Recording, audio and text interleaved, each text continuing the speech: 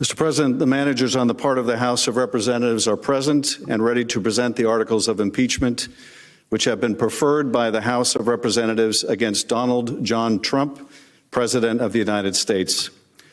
The House adopted the following resolution, which, with the permission of the Senate, I will read. House Resolution 798, appointing and authorizing managers for the impeachment trial of Donald John Trump, President of the United States. Resolved that Mr. Schiff, Mr. Nadler, Ms. Lofgren, Mr. Jeffries, Ms. Demings, Mr. Crow, and Ms. Garcia of Texas are appointed managers to conduct the impeachment trial against Donald John Trump, President of the United States, that a message be sent to the Senate to inform the Senate of these appointments, and that the managers so appointed may, in connection with the preparation and conduct of the trial, exhibit articles of impeachment to the Senate and take all other actions necessary, which may include the following: employing legal, clerical, and other necessary assistance, and incurring such other expenses as may be necessary to be paid from amounts available to the Committee on the Judiciary under applicable expense resolutions or from the applicable account of the House of Representatives. Number two, sending for persons and papers and filing with the Secretary of the Senate on the part of the House of Representatives any pleadings in conjunction with or subsequent to the exhibition of the articles of impeachment that the managers may consider necessary. With the permission of the Senate, I will now read the articles of impeachment, House Resolution 755. House Resolution 755, impeaching Donald John Trump, President of the United States, for high crimes and misdemeanors. Resolved that Donald J. Trump, President of the United States, is impeached for high crimes and misdemeanors, and that the following articles of impeachment be exhibited to the United States Senate. Articles of impeachment exhibited by the House of Representatives of the United States of America in the name of itself and of the people of the United States of America against Donald John Trump, President of the United States of America, in maintenance and support of its impeachment against him for high crimes and misdemeanors. Article 1, abuse of power. The Constitution provides that the House of Representatives shall have the sole power of impeachment, and that the President shall be removed from office on impeachment for and conviction of treason, bribery, or other high crimes and misdemeanors. In his conduct of the office of the President of the United States, and in violation of his constitutional oath faithfully to execute the office of President of the United States, and to the best of his ability preserve, protect, and defend the Constitution of the United States, and in violation of his constitutional duty to take care that the laws be faithfully executed, Donald J. Trump has abused the powers of the presidency in that, using the powers of his high office, President Trump solicited the interference of a foreign government, Ukraine, in the 2020 United States presidential election. He did so through a scheme or course of conduct that included soliciting the government of Ukraine to publicly announce investigations that would benefit his reelection, harm the election prospects of a political opponent, and influence the 2020 United States presidential election to his advantage. President Trump also sought to pressure the government of Ukraine to take these steps by conditioning official United States government acts of significant value to Ukraine on its public announcement of the investigations. President Trump engaged in this scheme or course of conduct for corrupt purposes in pursuit of personal political benefit. In so doing, President Trump used the powers of the presidency in a manner that compromised the national security of the United States and undermined the integrity of the United States democratic process. He thus ignored and injured the interests of the nation. President Trump engaged in this scheme or course of conduct through the following means. Number one, President Trump, acting both directly and through his agents within and outside the United States government, corruptly solicited the government of Ukraine to publicly announce investigations into A, political opponent, former Vice President Joseph R. Biden Jr., and B, a discredited theory promoted by Russia, alleging that Ukraine, rather than Russia, interfered in the 2016 United States presidential election. Number two, with the same corrupt motives, President Trump, acting both directly and through his agents within and outside the United States government, conditioned two official acts on the public announcement that he had requested. A, the release of $91 million of United States taxpayer funds that Congress had appropriated on a bipartisan basis for the purpose of providing vital military and security assistance to Ukraine to oppose Russian aggression, and which President Trump had ordered suspended.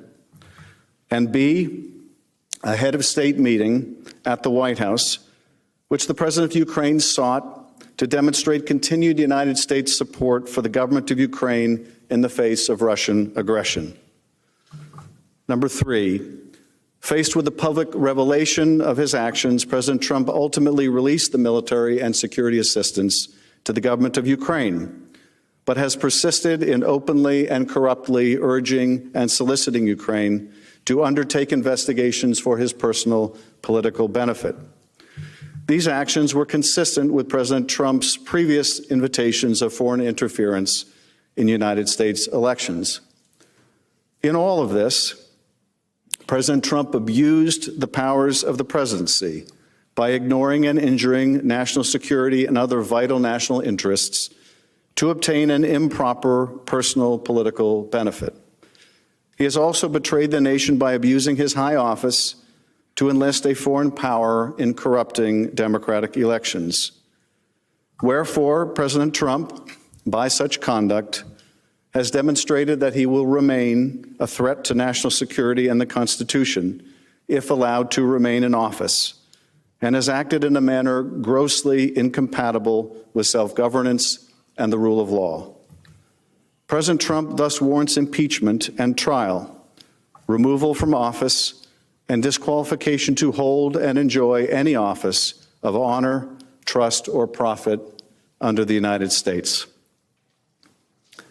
Article 2, obstruction of Congress. The Constitution provides that the House of Representatives shall have the sole power of impeachment, and that the President shall be removed from office on impeachment for and conviction of treason, bribery, or other high crimes and misdemeanors.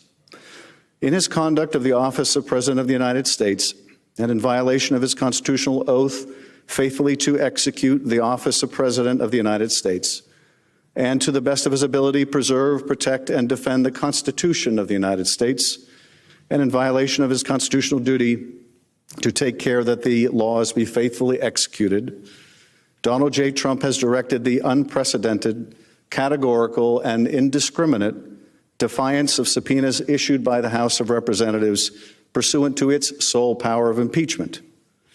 President Trump has abused the power of the presidency in a manner offensive to and subversive of the Constitution, in that the House of Representatives has engaged in an impeachment inquiry focused on President Trump's corrupt solicitation of the government of Ukraine to interfere in the 2020 United States presidential election. As part of this impeachment inquiry, the committees undertaking the investigation served subpoenas seeking documents and testimony deemed vital to the inquiry from various executive branch agencies and offices and current and former officials.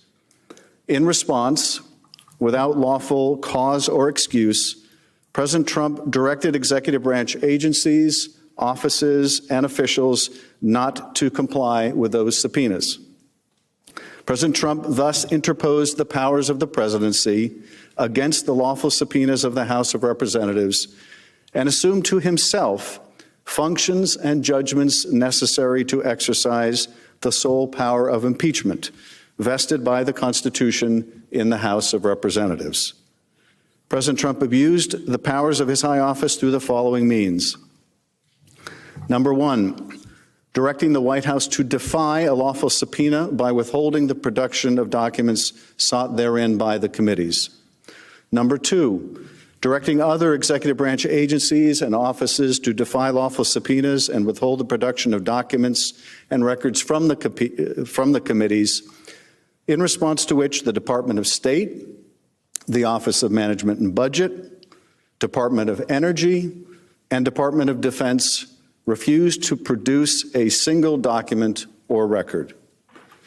Directing current and former, number 3, directing current and former executive branch officials not to cooperate with the committees, in response to which 9 administration officials defied subpoenas for testimony, namely John Michael Mick Mulvaney, Robert B. Blair, John A. Eisenberg, Michael Ellis, Preston Wells Griffith, Russell T. Vaught, Michael Duffy, Brian McCormick, and T. Ulrich Breckbull. These actions were consistent with President Trump's previous efforts to undermine United States government investigations into foreign interference in United States elections. Through these actions, President Trump sought to arrogate to himself the right to determine the propriety, scope, and nature of the impeachment inquiry into his own conduct, as well as the unilateral prerogative to deny any and all information to the House of Representatives in the exercise of its sole power of impeachment.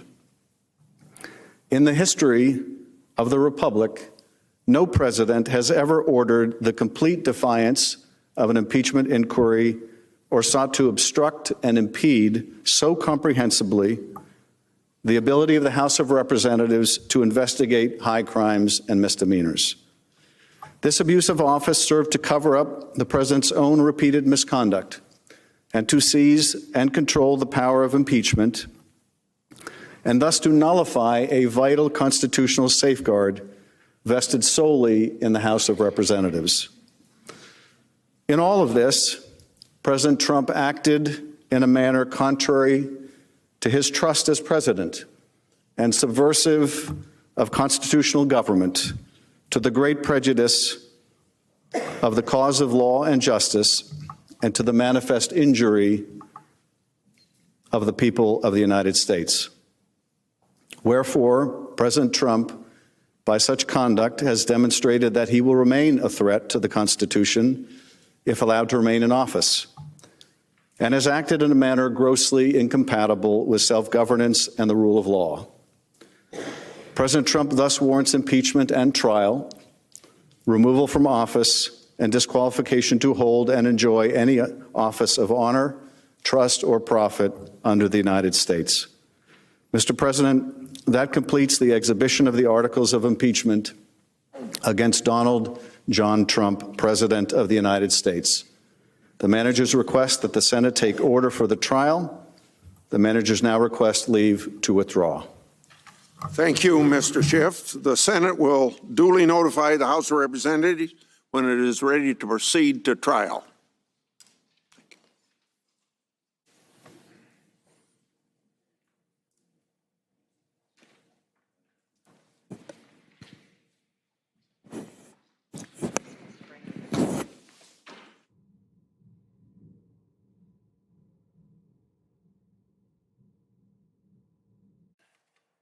Mr. President. Majority Leader. For the information of senators, pursuant to yesterday's order, at 2 o'clock today, the Senate will proceed to the consideration of the articles of impeachment.